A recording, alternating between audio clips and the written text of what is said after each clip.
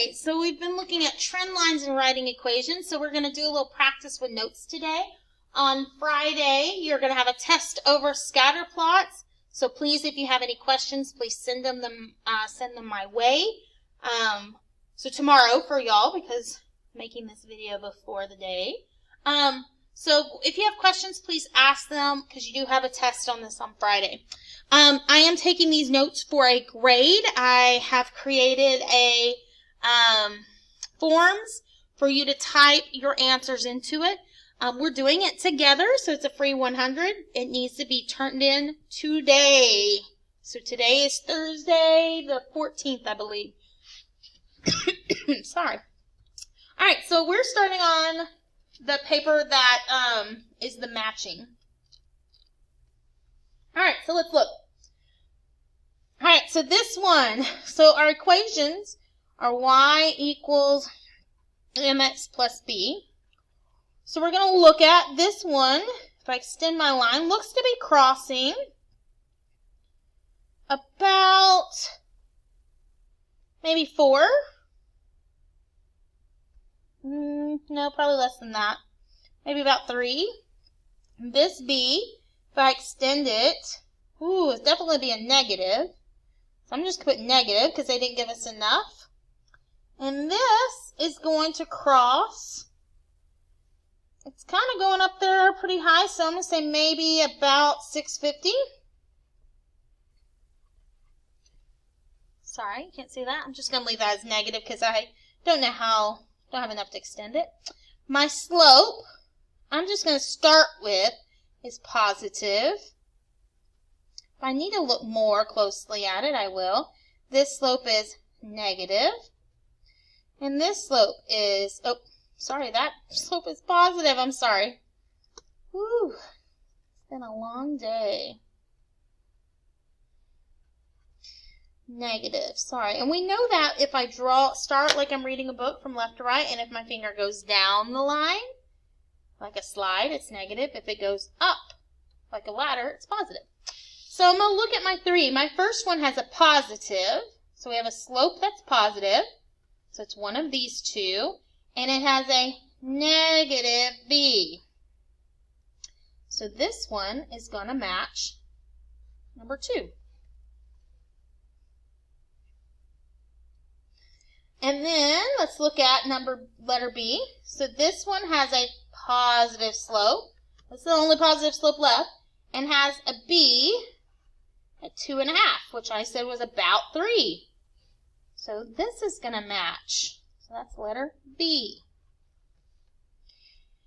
And then this side, we have a negative slope. This is my only negative. And about 630 for my B. And I said 650, about 650. So it's C. So on your notes page, on the assignment, the last question is going to say, what is the answer to the matching? And the answer is going to be back. B-A-C. Okay? That's going to be the last question on your form. It's called a form. It's where you plug in the answers and submit it. All right. The other side, or the other page, we are going to solve the problems. What are the equations of the trend line here, okay? Now, some of these are going to be hard to see because they don't give me my y-intercept. And so we're actually going to talk about how to find that. So we're going to actually start at number 9 at the bottom because it does tell me my y-intercept, okay? So I'm going to start with my equation is y equals mx plus b. And I'm going to zoom in on that. Okay, so let's start with my slope. So I'm going to do rise over run. And it gave us 2 points. And these are going by 10. So 10, 20, 30, 40, 50, 60, 70. And my run, got to notice going by 50, 50, 100, 150. So we're going to cancel those zeros, and that can't be simplified anymore. My b is where it's going to cross my y-axis, which it crossed directly at the 20. So my equation is y equals 7/15 x plus 20. So when you type this in for number 9, you're going to type in 7/15 x plus 20. So question 9 will be this. Okay, we're also going to look at number 10 crosses the y-axis also, but we can't tell exactly what it is. So we're going to have to do a little bit different here. So let's look at number 1. Okay, so we're going to go back to number 1. Because we can see this does not tell us where it's going to cross. So we're going to have to do a little bit of problem solving here. So we have y equals mx plus b. And we can always find our slope. Okay, so my slope, which is the letter m, is rise over run.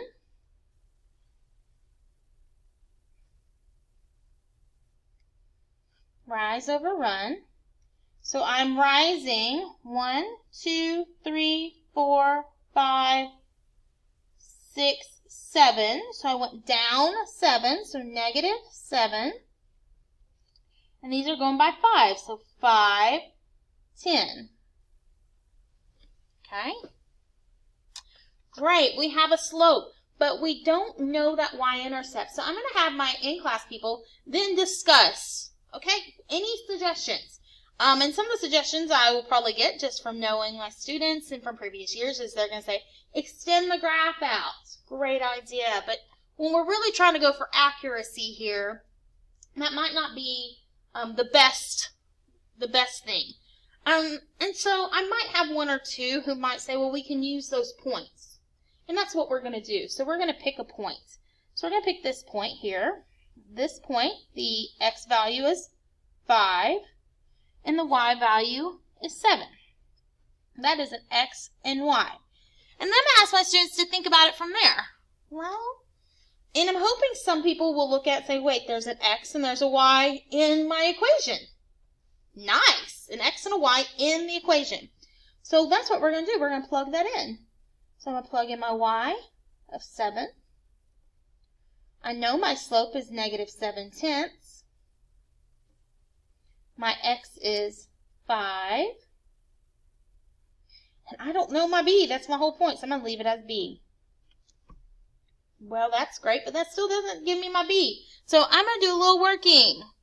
So I'm going to do what I can. Well, I know I can do negative 7/10 times 5.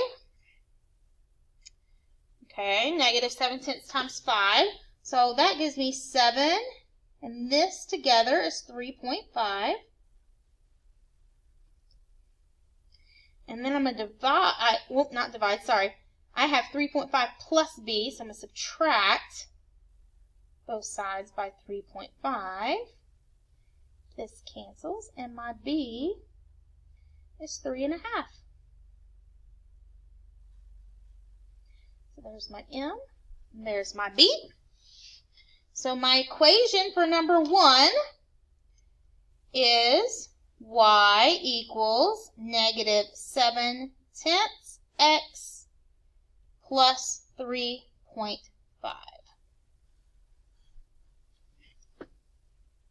So on the answer document, that's what you're going to put for number 1.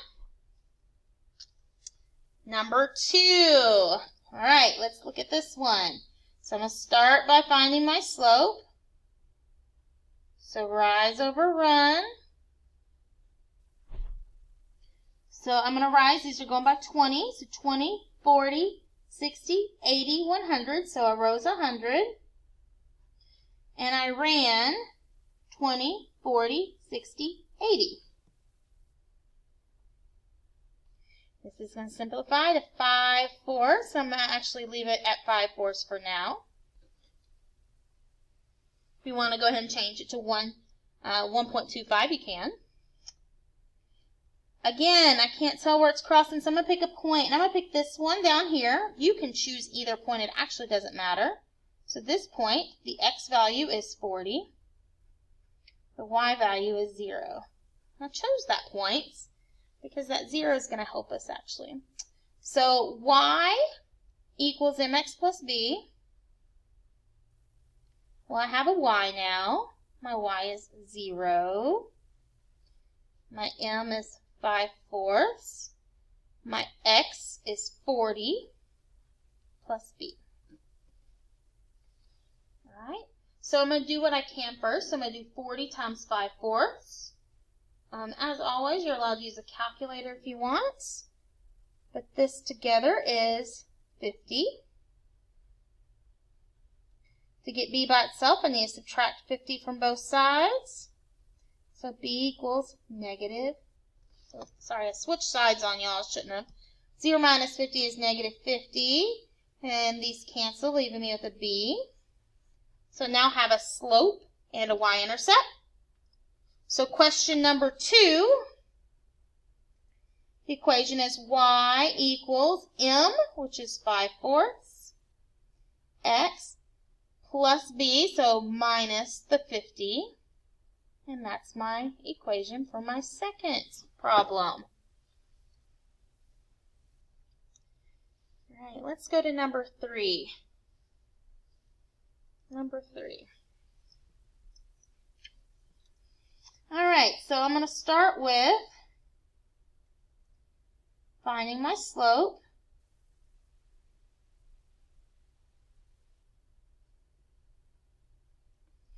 So my rise, paying attention, these are going by 2s now. 2, 4, 6, 8, so rows 8. And these are going by 20, so 20, 40, 60. And that's going to simplify to 2/15, because they both can be divided by 4. So there's my m.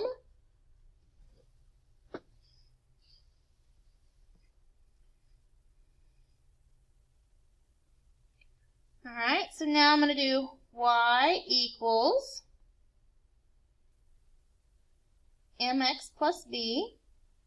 I'm going to pick a point. It doesn't really matter which one. I'm going to just pick this one. So 20, and that value is 2. I like to usually pick that first point, mainly because they're smaller numbers, so they're easier to work with a lot of times. So this is x, this is y. So my y is 2. 2/15 for my slope. My x is 20 plus b. So I'm going to do 20 times 2/15. Sorry, I'm doing it on my calculator, messing up. I'm typing it in. And I actually get b equals 2. Nope, I don't get that. I apologize, I messed up. Sorry.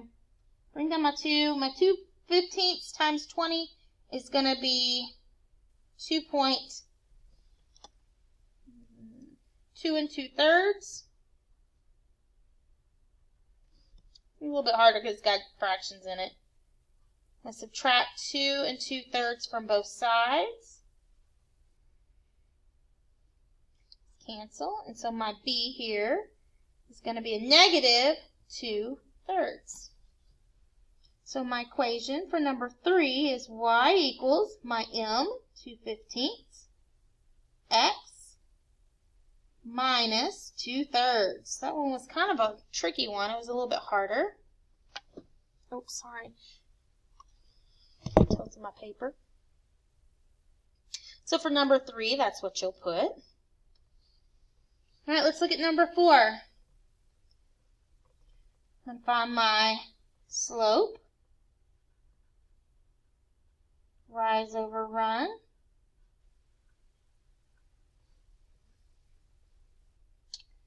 Okay, so I'm going to go 10. These are going by 10s. 10, 20, 30, 40, 50. And I'm going to run. These are going by 50s. 50, 100, 150. Both of them can divide by 50. So it's 1/3. pick a point. Again, I'm going to pick the smallest one. You could have chosen a different one. It really doesn't matter which one you choose. And if you want to be brave and try one of the other points just to try it out, you may. That's fine. So that's the point I chose. So go back to my equation. So y equals mx plus b. My y is a 10. My m was a 1/3. My x is 50. I don't know my b. So I'm going to do 50 times 1/3. And I'm going to get 16 2/3 plus b. Again, dealing with those fractions. Subtract 16 2/3 from both sides to get that b by itself. And I get negative 6 2/3.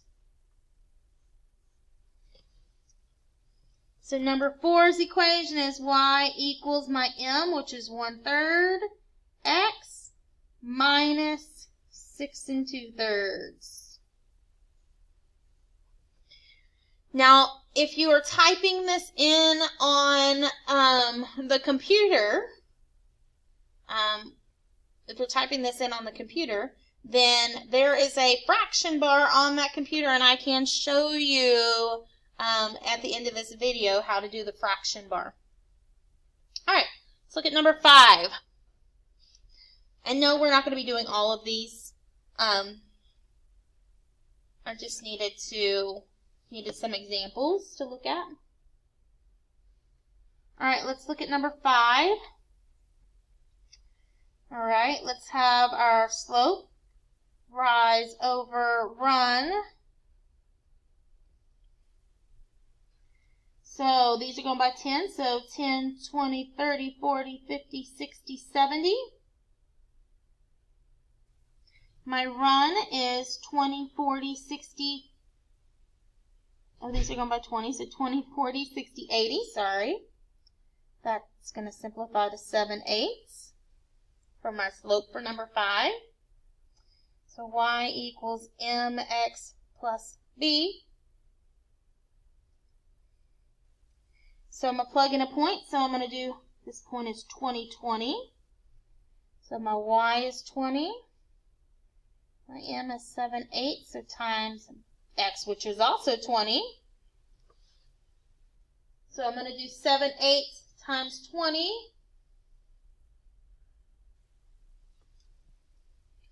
So 20 equals 17.5. Subtract 17.5 from both sides. Leaves me with b. Now, if you are struggling with the solving for a variable, we did that at the beginning of the year, and we have journal pages over it, so it might help. So our b is 2.5. So y equals my m, which was 7/8, x plus my b, which is 2.5.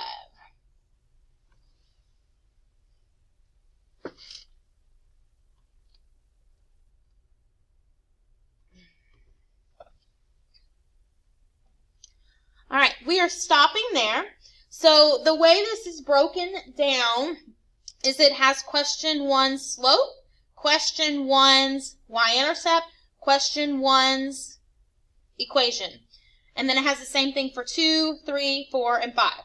If you want to do 6, 7, 8, and 10 for extra credit, you may. You may choose to do those for extra credit on your own. That's perfectly fine. I'll have those on there as extra credit. All right. One last thing that we're going to talk about is, do we see any of these that we feel like aren't good lines? Aren't good. And I know I can see at least 2 of them that I would consider really not good lines. Meaning they don't really go really well with the points, I feel like. Okay? So my class is going to discuss it. But the answer here is number 10. If we look at number 10, we have 1, 2, 3, 4, 5 below and only 2 above. And so that's not equal. So number 10 is not a good trend line. Oh, I can see 3 of them. Number 9, if I look, I have 1, 2, 3, 4, 5 below and 2 on it. So number 9 is not a good trend line. Oh, sorry. Oh, I'm sorry. Forgot I was zoomed in so much. Now, number 8's not bad. 1, 2, 3, 4. 1, 2, 3. Number 7's not bad. 1, 2, 3, 4. 1, 2, 3. Number 6, I have 1 below, 2 above, and 2 on. I would say it's not a good trend line. So number 6, we're going to say not. And the reason why is because the one that is below it is really close to being on it, while both of these are really far off. This line should have gone more like this. Okay? This one's pretty good. 2 below, 3 above. This one, if you ignore this outlier over here, that's definitely kind of an outlier. It's pretty good. This one has an outlier, though this could probably be considered an outlier too. Still off though. This isn't too bad. This one's not bad. You can see it kind of follows the pathway, goes through the points. All the points kind of hover around it. And then the same one with this one. I'm going to say 1, 2, 3, 4 below and 2 on it and 1 above it. Number 1's not really a good trend line either. It should be moved also. That's something we've been kind of talking about, is drawing our own trend line. So on today's assignment, question, I'm going to have you type into forms what your slope was, what your y-intercept was, what your equation was on 1, 2, 3, 4, 5, and 9.